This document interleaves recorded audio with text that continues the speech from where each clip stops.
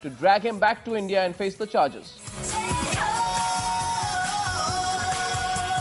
It's like you treat your readers or your viewers like a herd. You lead them in one direction till one day, and suddenly when actually you are getting exposed. Who got exposed also in this? The people who had not told their viewers. I am sure every reader has a right to ask those very newspapers or those very TV channels that for 3 years you told us a different story.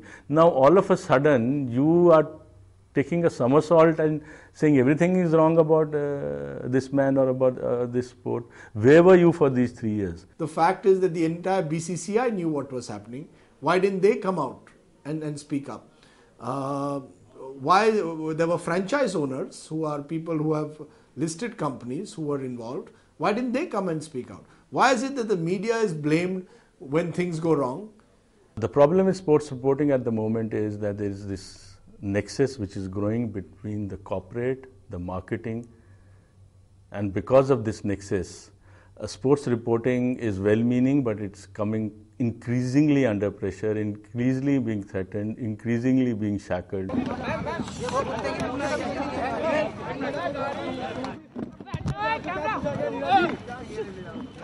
The decade that began with the rise of the questionable media net ended with the media's role in Radia Gate. It all started in 2009 when the Income Tax Department tapped a corporate lobbyist, Neera Radia's phone. The explosive content was leaked to the media. Skeletons began to fall out of many cupboards. In May 2009, election results brought the UPA back to power. The DMK was an ally. When it was time to slice the cabinet pie, Neera Radia negotiated for DMK aspirants including A. Raja and Karunanidhi's daughter Kanimoi.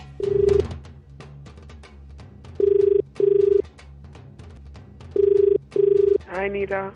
Hi, did I wake you up? No, I've been up, most of the night. If stalemate continues, Yeah, listen, the thing is that they need to talk to him directly. That's what the problem is. Apparently now, the message from the other side is that why did Balu go public? Apparently PM's really pissed off that they went public. But that's Balu's doing, na? He was not instructed by Karunanidhi to do that, actually. He wasn't? He was told to come away and tell Congress that. When he went public, and this well, was the really media was standing outside. Oh God! So now what? What should I tell them? Tell me, what should I tell them? I would like to see greater evidence of the political party having been approached, having been spoken to, having been influenced. If there is evidence of that, the journalist must be held accountable for that.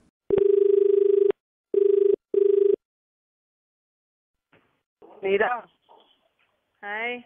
Now they're saying we'll take whoever. Whoever, matlab, it doesn't matter Maran or whoever, Balu or Raja or anything, na? Now they're saying that. But tell me one thing. I've conveyed I've had a long chat. And they've promised me that Azad will speak to her. They will speak to her? Yeah. Who? Gulam. I don't think political reporting requires you to be a courier or a middleman between a Neera Radia and a political party. In June 2009, the Bombay High Court passed a judgment on the gas dispute between the Ambani brothers. It directed Mukesh Ambani's Reliance Industries to honor an agreement signed with Anil Ambani's Reliance Natural Resources. The matter was soon to come up in the Supreme Court. Neera Radia was busy lobbying for client Mukesh Ambani. She called up Veer Sanghvi of the Hindustan Times. They discussed Veer's weekly column, Counterpoint, and the possibility of a piece by him on the dispute. So I will link it to the election verdict. The fact that there's been so much NREGA, that Sonia has committed to including everybody, that how the message for this 5 years of Manmohan Singh should be that you have to put an end to this kind of allocation of scarce resources on the basis of corruption and arbitrariness at the cost of the country. Otherwise the country will not forgive you. Yeah, but Veer, you have to keep in mind that the fact that he's been given the gas field by the government to operate, he spent $10 billion on it. Okay. Anil Ambani is getting the benefit of without spending a cent on it. I'll make those points. Yeah. So I'll make those points. The people, because the system is so corrupt, and open to manipulation. By manipulating the system, by not paying anybody, you can get hands on resources. Therefore, the only way Manmohan Singh hopes to survive is to get a handle on the resources and have some kind of way of allocating them that is transparent, fair, and perhaps done by him. But there you'd be attacking Mukesh only, no? Why? Explain that. You see, because resource has been allocated to Mukesh. So what point do you want me to make? नमस्कार, मैं हूं प्रभु Chawla. Prabhu Chawla, editor of India Today magazine, also provided Neera Radia with insider information. Judgment was coming. I wanted to forewarn him. हाँ, कि judgement से खिलाफ आ रहा है. हाँ, एरोगेंट है ना, उसको तो अब क्या करें? उसकी एरोगेंस दोनों भाइयों की समझ में नहीं आती मेरे को. Prabhu, tell me one thing. Judgment is fixed, right? देखो, in this country, दोनों साइड में फिक्स करने की कैपेसिटी है. हाँ. But the way going about Supreme Court is not. I won't give you anything more than that. It's not the right way. No, not the right way. Matlab, you're saying that he's going to Supreme Court. He shouldn't go to Supreme Court. No. The way he's going to Supreme Court. One after another, the skeletons kept tumbling out. Paid news at its sublime best, now exposed. The news media had no option but to try and come clean. Indian journalism has faced its toughest crisis. Serious allegations of wrongdoing have been leveled against marquee editors. All three journalists were given a platform to defend themselves on TV. I wish to God this had never happened. If I could do it all again, I would obviously do it very differently. I had no idea when I was talking to a source that the process of massaging a source would be secretly tape recorded. She was giving me useful information. When I look back with hindsight, with everything that one knows about her, I feel that I made an error of judgment. But I feel that that is the most that I can be accused of in this, because I actually did not pass on any message. Yes, if you have an evidence, I am accountable to my viewers and readers.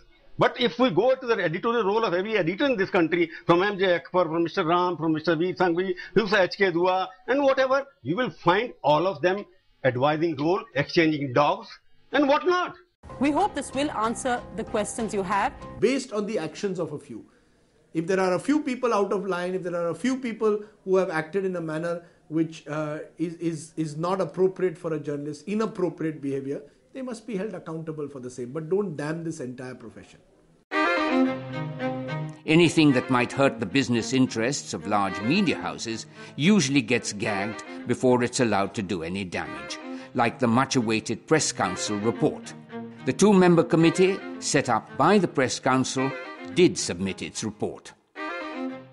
There was no formal voting, only an informal show of hands. A thin majority of the members of the Press Council who were present on the 26th of July decided not to disclose the full 71-page report of the subcommittee, and instead that document has been placed on record as a reference document, though not on the website of the Press Council of India. And what was given was a 3,600-word report which took out largely the recommendations and the observations that had been made towards the end of the 36,000-word report. The report recommended that news should be clearly demarcated from advertisements by printing disclaimers, that it should be mandatory for all candidates or political parties to fully disclose their equity stakes and or financial interests in newspaper and or television channels. It also recommended that media organizations should refrain from the practice of engaging stringers and correspondents who double up as agents collecting advertisements. The report was scuttled by a handful of proprietors. The report was not scuttled by journalists. The Press Council of India's limitations have been exposed. The Parliamentary Standing Committee on Information Technology has invited comments from stakeholders, professionals, experts, organizations, associations, and from the public in general on various aspects relating to paid news. Is this yet another effort designed to die a dusty death, like the Press Council report did? We don't know yet. Evidently, the debate on paid news has died down. But does that mean that the menace of paid news has ceased to exist? The Election Commission of India is now gearing up to deal with paid news. Recently, we had a case from UP where a candidate was found exceeding the expenditure and not submitting the account as prescribed by the Election Commission, and also where it was proven that she had indulged in paid news. She was disqualified, and we feel that this should be a deterrent to future defaulters. We have recommended to the government that paid news should be declared an electoral offence and a criminal offence, which should carry a punishment of at least 2 years of imprisonment. Meanwhile, Prabhu Chawla left India today and moved on from conducting Seedhi Baat on Aaj Tak TV channel to Sachi Baat on Inadu TV. He now conducts Tikhi Baat on IBN 7. Veer Sanghvi has a new designation befitting his stature. He is now Advisor, Hindustan Times Media. And of course, the buck continues to stop with Barkha Dutt on NDTV. Good evening and welcome to The Buck Stops Here. I'm Bharti. It seems that paid news is no longer a cancer in the system. It has taken over the whole system. The media is expected to carry news on social and political malpractice.